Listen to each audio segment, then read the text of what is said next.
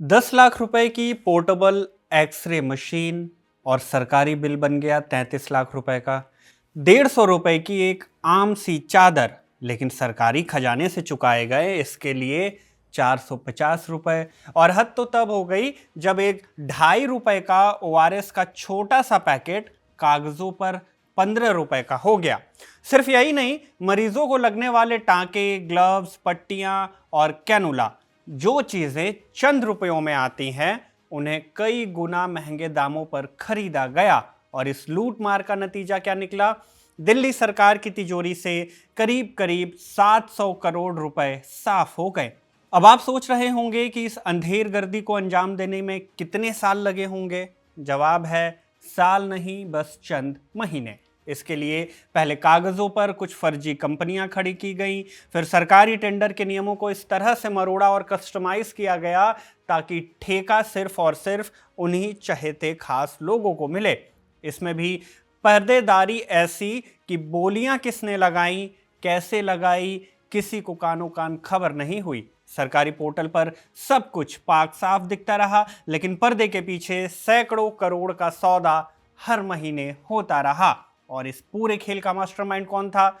आरोपों की जद में कोई छोटे मोटे क्लर्क नहीं, बल्कि मेडिकल सामान खरीदने वाली संस्था से लेकर डायरेक्टर जनरल हेल्थ सर्विसेज, यानी दिल्ली सरकार के वही बड़े अफसर जिन्हें तिजोरी की रखवाली का काम सौंपा गया था, जिनका काम था कि दिल्ली के सरकारी अस्पतालों और डिस्पेंसरीज के लिए कम से कम दाम में अच्छी दवाइयां और मेडिकल आइटम्स लाया जाए। कैसे हुआ ये 700 करोड़ का कथित घोटाला? कैसे स्वास्थ्य विभाग के अफसरों का नाम इस घोटाले में आया और कैसे इस घोटाले का पूरा सच सामने आया, सब कुछ जानेंगे इस वीडियो में। नमस्ते, मेरा नाम शुभम है और आप देख रहे हैं खबरगांव। इस कथित घोटाले की पूरी पटकथा 4 मुख्य किरदारों के इर्द गिर्द घूमती है। पहली हैं दिल्ली के director general of health services doctor Vatsala Agarwal. अगर दिल्ली सरकार का स्वास्थ्य विभाग एक बड़ी कंपनी है तो directorate general of health services उसका हेड ऑफिस है। यहीं से तय होता है कि किस अस्पताल को कितनी दवाइयां चाहिए, कौन सा मेडिकल उपकरण खरीदना है, कितने डॉक्टर लगेंगे और सबसे मुख्य बात, इन सब के लिए बजट कैसे अलोकेट किया जाएगा। यह जिम्मेदारी थी वत्सला अग्रवाल के कंधों पर। कहानी में दूसरा प्रमुख नाम है सेंट्रल प्रोक्योरमेंट एजेंसी के deputy controller of accounts Neeraj Chopra का। सेंट्रल प्रोक्योरमेंट एजेंसी या सीपीए के जरिए दिल्ली सरकार के अस्पतालों के लिए दवाएं, मेडिकल इक्विपमेंट और दूसरी चीजें खरीदी गई थी। सीपीए सारे अस्पतालों की रिक्वायरमेंट मालूम करती है और फिर थोक ऑर्डर जारी करके सामान खरीदती है। फिर ये सब कहाँ जाता है? अस्पतालों को सप्लाई कर दिया जाता है जहां से डिमांड आई थी। नीरज चोपड़ा इसी विभाग के अकाउंट्स एंड फाइनेंस डिपार्टमेंट के अफसर थे जो खरीदारी के पैसों का हिसाब किताब रखते थे। नीरज के अलावा इस विभाग के 10 और अफसरों का नाम इस स्कैम में है। इसमें से एक हैं डॉक्टर विनोद कुमार रंगा, सीपीए के हेड ऑफ ऑफिस। ये तीसरे केंद्र हैं पूरे विवाद के। और चौथे हैं राजीव रंगीला, खरीद फरोख्त को पूरा करने वाले कथित सप्लायर कम बिचौलिया। अब पात्र परिचय हो गया तो घटनाक्रम पर आ जाते हैं। द इंडियन एक्सप्रेस की 23 मई 2026 की रिपोर्ट बताती है कि दिल्ली के डायरेक्टरेट ऑफ विजिलेंस ने मई महीने की 20 और 21 तारीख की रात सेंट्रल प्रोक्योरमेंट एजेंसी यानी सीपीए के दफ्तर में छापेमारी की। डायरेक्टरेट ऑफ विजिलेंस के पास शिकायतें आई थी कि सीपीए की खरीद में काफी अनियमितताएं हैं, जिनमें करोड़ों की खरीद फरोख्त गलत तरीके से की गई।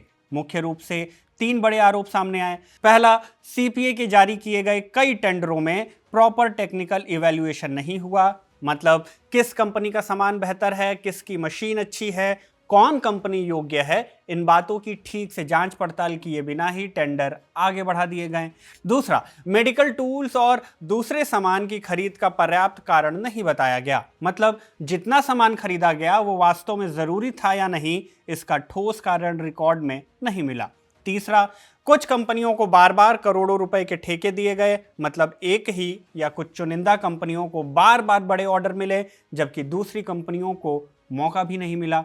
इंडियन एक्सप्रेस में छपी आलोक सिंह और अंकिता उपाध्याय की रिपोर्ट में सूत्रों के हवाले बताया गया कि सीपीए के कार्यालय प्रमुख डॉक्टर विनोद कुमार रंगा दूसरे अधिकारियों और प्राइवेट सप्लायर्स के साथ मिलकर एक कार्टेल चला रहे थे। ये कार्टेल कथित तौर पर कुछ खास सप्लायर्स को ठेके दिलाने के लिए टेलर मेड माने मनमाफिक टेंडर शर्तें तैयार करता था, फर्जी कंपनीज बनाता था और मिलीभगत से कॉल्यूसिव बीडिंग लगाता था। ये होता क्या है? सरल शब्दों में कहें तो जब किसी ठेके को पाने के लिए कुछ कंपनियां या सप्लायर्स आपस में पहले ही साठगांठ कर लेते हैं और कंपटीशन का नाटक करते हैं तो उसे कॉल्यूसिव बिडिंग कहते हैं। मैन्युफैक्चरर्स से पहले ही डील लॉक कर ली जाती थी, फिर ठेके की शर्त ऐसे ही तय होती थी। आमतौर पर जब सरकार किसी काम का टेंडर निकालती है तो ऑनलाइन पोर्टल पर उसकी स्टेटस यानी उसकी स्थिति को एक्टिव दिखाती है, जिसका मतलब है कि अभी डील फाइनल नहीं हुई है, बातचीत चल रही है, यह दिखाया जाता है। और जैसे ही किसी कंपनी को ठेका मिल जाता है तो पोर्टल पर स्टेटस बदलकर अवॉर्डेड या क्लोज्ड करना अनिवार्य हो जाता है। स्टेटस क्लोज होते ही पोर्टल पर यह जानकारी भी पब्लिक हो जाती है कि ठेका किस कंपनी को मिला और कितने रुपए में। लेकिन दिल्ली डीजीएचएस के इस घोटाले में कुछ और ही हो रहा था। इंडियन एक्सप्रेस की रिपोर्ट के मुताबिक ठेका अवार्ड होने के बाद भी पोर्टल पर टेंडर का स्टेटस एक्टिव ही छोड़ दिया गया। ऐसा करने का कारण फाइनल डील और उसकी कई गुना बढ़ी हुई कीमतों को छिपाना हो सकता है, क्योंकि अगर स्टेटस क्लोज्ड होता तो ये जानकारी पब्लिक को हो जाती कि कौन सा सामान कितने में खरीदा जा रहा है और किससे। इंडियन एक्सप्रेस की रिपोर्ट में दावा किया गया कि डॉक्टर विनोद कुमार रंगा इस तरह के फर्जीवाड़े करता था और डीजीएचएस के अधिकारी उसे मंजूरी देते थे। आलोक सिंह और अंकिता उपाध्याय की रिपोर्ट में कुछ डील्स की डिटेल भी दी गई। मसलन बताया गया कि पोर्टेबल एक्सरे मशीन की खरीद पर सीपीए को हर एक मशीन की कीमत 33 लाख रुपए की दर से देनी पड़ी, जबकि बाजार में उसकी असली कीमत महज 10 लाख रुपए की थी। विजिलेंस डिपार्टमेंट का अनुमान है कि केवल एक्सरे मशीनों की खरीद से ही अकेले 100 करोड़ रुपए का घपला हुआ। लेकिन केवल मशीन ही नहीं खरीदी गई, अस्पतालों में इस्तेमाल होने वाली लिनन की बेडशीट भी फुटकर कीमत पर 150 रुपए प्रति पीस आकी गई। लेकिन सीपीए ने हर एक चादर को 450 रुपए में खरीदा। कुल मिलाकर 75 करोड़ रुपए का पेमेंट किया गया, जबकि अनुमानित वास्तविक लागत केवल और केवल 25 करोड़ रुपए की थी। धांधली ओआरएस की खरीद में भी हुई। 50 लाख ओआरएस के सैशे माने पाउच 15 रुपए प्रति यूनिट की दर से खरीदे गए, जबकि बाजार में उनकी कीमत लगभग 2.5 रुपए प्रति पैकेट थी। इसके अलावा सर्जिकल ड्रेसिंग, टांके लगाने के सामान, कैनुला और ग्लव्स की खरीद भी कथित रूप से काफी बढ़ी हुई कीमतों पर की गई। विजिलेंस डिपार्टमेंट ने अपनी जांच में यह भी पाया कि अस्पतालों के नाम पर 400 करोड़ का बिल बना, जिसमें से 300 करोड़ सीधे गायब कर दिए गए। कैसे? थोड़ा विस्तार से समझिए। कागजों में दिखाया गया कि दिल्ली के अलग अलग सरकारी अस्पतालों ने अपने स्तर पर लोकल मेडिकल स्टोर से इमरजेंसी में मरीजों के लिए 400 करोड़ की दवाइयां और पट्टी, ग्लव्स वगैरह खरीदे हैं। लेकिन असलियत में क्या पता चला? इस 400 करोड़ में से करीब 300 करोड़ रुपए मरीजों की दवाओं पर खर्च ही नहीं हुए। अधिकारियों और केमिस्टों ने मिलीभगत करके इस भारी भरकम रकम को फर्जी बिलों के सहारे किसी और काम में या फिर अपने पर्सनल खर्चों के लिए गायब कर दिया। इंडियन एक्सप्रेस की रिपोर्ट बताती है कि छापेमारी से कुछ दिन पहले विजिलेंस डिपार्टमेंट के अफसर सीपीए के दफ्तर भी गए, जांच के लिए ठेके के डॉक्यूमेंट्स मांगे, लेकिन उन्हें बताया गया कि फाइलें यहां हैं ही नहीं।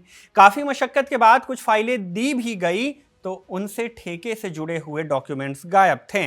खैर, विजिलेंस विभाग ने छापेमारी की और फिर इसकी शिकायत एंटी करप्शन ब्रांच दिल्ली को दे दी। एसीबी ने 2 जून को इस मामले में प्रिवेंशन ऑफ करप्शन एक्ट और भारतीय न्याय संहिता यानी बीएनएस की धाराओं में एफआईआर दर्ज किया। एफआईआर में कथित कार्टेल, शेल कंपनी, बढ़ी हुई कीमतें और सरकारी धन के दुरुपयोग के आरोप लगाए गए। शुरुआती जांच में धांधली का यह आंकड़ा करीब 350 करोड़ बताया गया, लेकिन जैसे जैसे जांच आगे बढ़ी पता चला कि धांधली का यह आंकड़ा लगभग 700 करोड़ का है। शुरुआती आरोपों के बाद दिल्ली सरकार ने सीपीए की पूरी टीम का तबादला कर दिया। इसमें स्वास्थ्य सेवाओं की महानिदेशक डॉक्टर वत्सला अग्रवाल का भी नाम शामिल था। 21 मई को ही department of health and family welfare का एक आदेश आया, जिसमें बताया गया कि डॉक्टर वत्सला अग्रवाल को director general of health services के पद से हटाकर अवेटिंग पोस्टिंग के स्टेटस पर डाल दिया गया है। अवेटिंग पोस्टिंग कोई निलंबन नहीं है। इस स्टेटस में अफसर को पद से हटा दिया जाता है, लेकिन उन्हें दूसरी जगह पर पोस्टिंग नहीं दी जाती। पद से हटाने वाले आदेश को डॉक्टर वत्सला ने केंद्रीय प्रशासनिक अधिकरण माने सीएटी में चैलेंज कर दिया। अपना पक्ष रखते हुए कहा कि दवाओं और मशीनों की खरीद का काम सीपीए का था, जो कि एक सेपरेट एस्टेब्लिशमेंट है। इस विभाग के सर्वे सर्वा यानी head of office doctor V.K. रंगा थे। खरीद की सारी फाइलें और रिकॉर्ड संभाल कर रखने की जिम्मेदारी उनकी थी, मेरी नहीं। डॉक्टर वत्सला का कहना था कि उन्होंने अपनी तरफ से जांच में पूरी मदद की, इसलिए उन्हें पद से हटाना सही नहीं है। खैर, तब उन्हें सिर्फ पद से हटाया गया था, लेकिन 28 जून को उन्हें घोटाले में भागीदारी होने के आरोप में गिरफ्तार भी कर लिया गया। डॉक्टर वत्सला के साथ ही सीपीए के deputy controller of account Neeraj Chopra को भी गिरफ्तार किया गया। वहीं सीपीए के head of office doctor Vinod Kumar रंगा 18 मई से ही एसीबी की गिरफ्त में हैं। घोटाले में नाम कई लोगों के और भी हैं, लेकिन गिरफ्तारी अभी केवल इन्हीं 3 की हुई। एसीबी के साथ ही अब इस मामले में एनफोर्समेंट डायरेक्टरेट माने ईडी भी अपनी जांच कर रहा है। दिल्ली स्वास्थ्य विभाग से डॉक्यूमेंट्स मांगे गए हैं और तफ्तीश जारी है। इस मामले में आगे जो भी जानकारी होगी आप तक जरूर पहुंचाई जाएगी। फिलहाल इस वीडियो में बस इतना ही। इस पूरे कथित घोटाले पर आपकी क्या राय है, कमेंट बॉक्स में हमें ज़रूर बताइएगा। मेरा नाम शुभम है, कैमरे के पीछे मेरे साथी सर्वेश हैं। आप देखते रहिए खबरगांव।